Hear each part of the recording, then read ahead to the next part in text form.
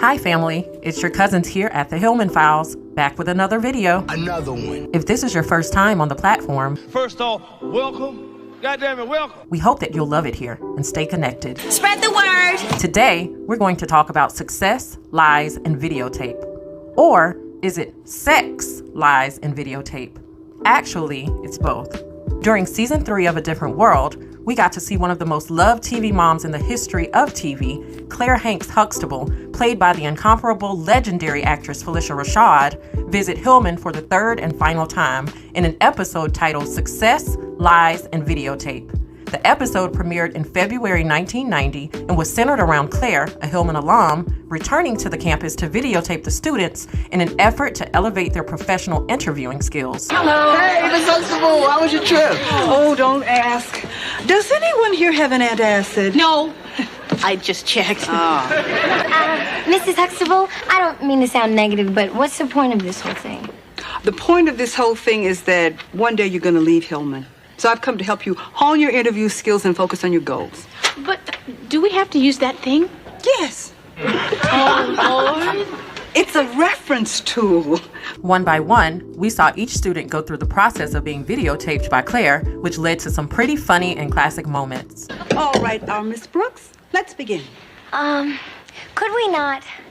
Mrs. Huxtable, I have a basic problem with your being here. Not you personally, just, what you represent. And what is that? Corporate America. I didn't come to Hillman to get a job. I came here for an education. Good. Now, excuse me, Whitley. Hello? Whitley, could we please speed up this makeover? Forgive me. It's just that videotape is so permanent. Well, post-graduation, I see myself entering the training program of a major corporation right here in Virginia. Within 6 months, I'll be looking for a managerial position, and within 5 years, a vice presidency. Go on, girl. Yes, Mr. Johnson, what does your future look like? My future is so bright, I have to wear shades. Okay, Kim. Okay. A 4.0 GPA, #1 in the class, soloist in the choir, and you work 20 hours a week in the pit? Honey, you shouldn't be wearing a hairnet. You should be wearing a halo.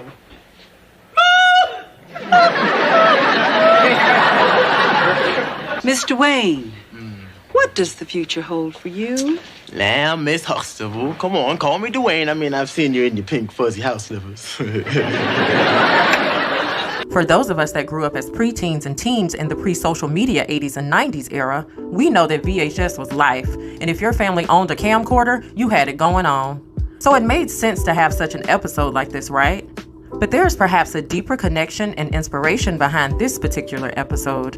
Aside from VHS and camcorders simply being part of the culture at that time, it seems that producer and director Debbie Allen and her team may have been inspired by the 1989 movie Sex, Lies, and Videotape, which is an erotic drama that had been released a year prior to the show's Success, Lies, and Videotape episode. The award-winning movie garnered much attention and praise because aside from it being a rather risque film for that era, it was an independent film written and directed by Steven Soderbergh and became the foundation and blueprint for independent filmmaking.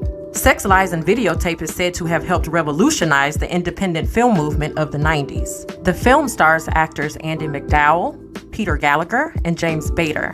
Andie and Peter's characters are in an unhappy marriage, and Peter is cheating with Andie's sister, played by Laura San Giacomo. You're under fire today.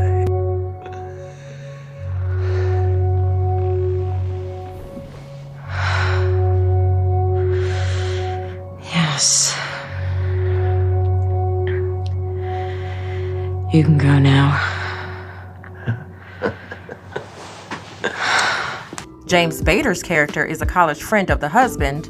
He is a loner and drifter that's trying to get his life together, but as a result of him coming into town to visit them, their relationships start to unravel and lies are brought to the light.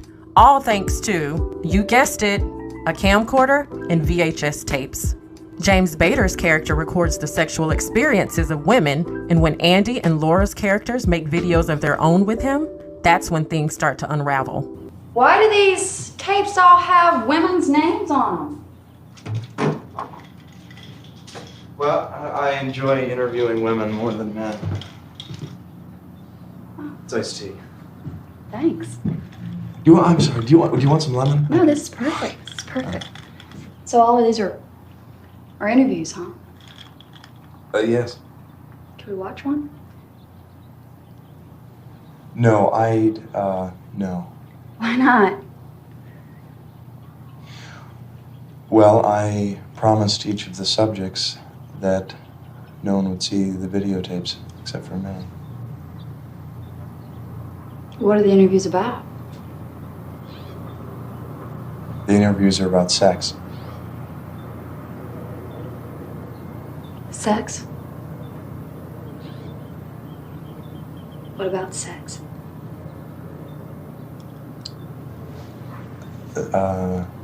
Everything about sex. Like what?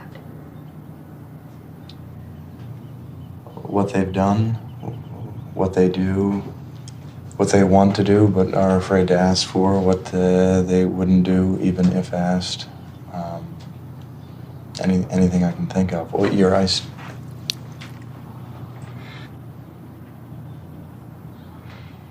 You just ask them questions? Yes. And they answer them? Yeah. Mostly. Sometimes they do things. To you? No, for the camera.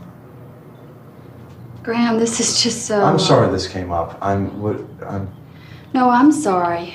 I'm sorry this came up, and I'm gonna go. You're right. I'll take it.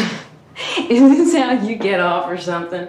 Taping women talking about their sexual experiences? Yes.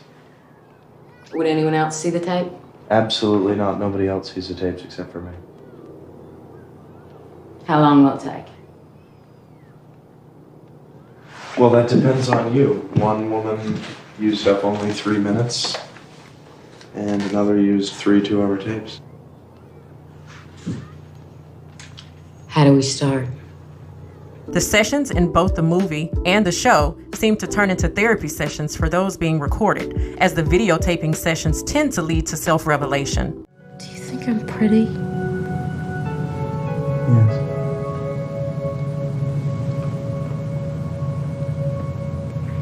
Prettier than Anne? Different.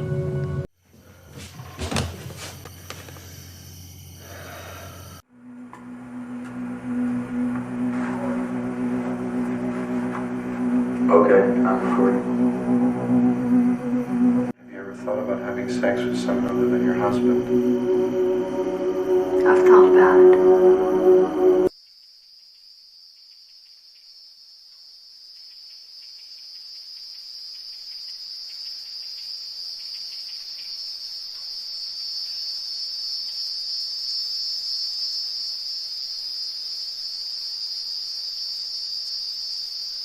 A Different World seemed to simply take the movie's concept and successfully apply it to the theme of the show. Let's talk about the day after that.